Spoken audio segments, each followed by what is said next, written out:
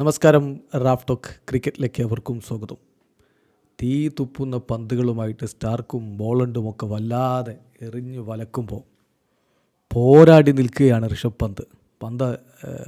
വല്ലാത്ത രൂപത്തിൽ സ്ട്രഗിൾ ചെയ്തു, ഏറുകൊള്ളുന്നു അദ്ദേഹത്തെ. എന്നിട്ടും അദ്ദേഹം പൊരുതി നിൽക്കുന്നു. 2025 ടീം ഇന്ത്യക്ക് വേണ്ടിയിട്ടുള്ള ആദ്യ സിക്സറും അദ്ദേഹം ഇപ്പോൾ സിഡ്നിയിൽ പറത്തിക്കഴിഞ്ഞു. സോ പോരാടി നിൽക്കുന്ന പന്ത് പിടിവിടാതെ ടീം ഇന്ത്യ, അത് തന്നെ പറയണം. കാരണം ആദ്യ സെഷൻ അവസാനിക്കുമ്പോൾ അവസാനത്തിൽ പുറത്തു പോയല്ലോ ഗില്ല്, അത് നമുക്ക് വലിയ തിരിച്ചടിയായിരുന്നു. ആദ്യ സെഷനിൽ 3 വിക്കറ്റാണ് പോയത്.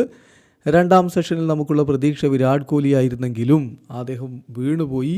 പിന്നെ ജഡേജ ക്രീസിലേക്ക് എത്തുന്നു. ജഡേജ ഒരു 3 റൺസിൽ അദ്ദേഹത്തിൻ്റെ സ്കോർ എത്തി നിൽക്കുന്ന ഘട്ടത്തിൽ എഡ്ജ് ചെയ്ത് നേരെ സ്മിത്തിൻ്റെ കയ്യിലേക്ക്, സ്മിത്തിൻ്റെ നെഞ്ചൊപ്പം വന്ന പന്താണ്. സ്മിത്ത് അത് ക്യാച്ച് എടുക്കേണ്ടതാണ് സാധാരണഗതിയിൽ. പക്ഷേ ഇന്ത്യയുടെ ഭാഗ്യം നമ്മളവിടെ കണ്ടു. സ്മിത്തിന് ആ ബോൾ പിടിച്ചു വെക്കാൻ കഴിഞ്ഞില്ല. അങ്ങനെ ചില ഭാഗ്യം കൂടി നമ്മുടെ കൂട്ടിനുണ്ട് എന്ന് തോന്നിച്ച നിമിഷങ്ങളുമുണ്ടായി. ഇപ്പം ടീയുടെ സമയത്ത് 107 റൺസ്, 4 വിക്കറ്റ് നഷ്ടത്തിൽ 107 റൺസ്. രണ്ടാം സെഷനിൽ നമുക്ക് നഷ്ടമായത് വിരാട് കോഹ്ലിയുടെ വിക്കറ്റാണ്. ഒരിക്കൽ കൂടി സ്ലിപ്പിലേക്ക് അദ്ദേഹത്തിൻ്റെ ക്യാച്ച് പോകുന്ന കാഴ്ച നിരാശയുണ്ടാക്കുന്നു. ബോളണ്ടിൻ്റെ പന്തിൽ വെബ്സ്റ്റർ പിടിച്ച് അദ്ദേഹം പുറത്താകുമ്പോൾ 69 പന്തിൽ നിന്ന് 17 റൺസാണ് വിരാട് കോഹ്ലി നേടിയിരുന്നത്. ഏതായാലും പന്ത് 80 പന്തുകൾ നേരിട്ട് 3 4ഉം 1 6ഉം അടക്കം 32 റൺസോടെ ക്രീസിൽ. രവീന്ദ്ര ജഡേജ 50 പന്തുകൾ നേരിട്ട് 11 റൺസുമായിട്ട് ക്രീസിൽ.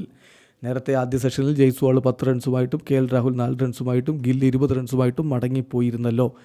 ടോസ് ലഭിച്ച് ഇന്ത്യ ബാറ്റ് ചെയ്യാൻ ഇറങ്ങിയതാണ്. പക്ഷേ ബാറ്റിംഗ് നന്നേ ദുഷ്കരമായിരുന്നു എന്നുള്ളതാണ് യാഥാർത്ഥ്യം. ഇപ്പോൾ 50 ഓവറുകൾ ഇന്ത്യ ബാറ്റ് ചെയ്ത് കഴിഞ്ഞു. 107 റൺസാണ് സ്കോർ കാർഡിലുള്ളത്.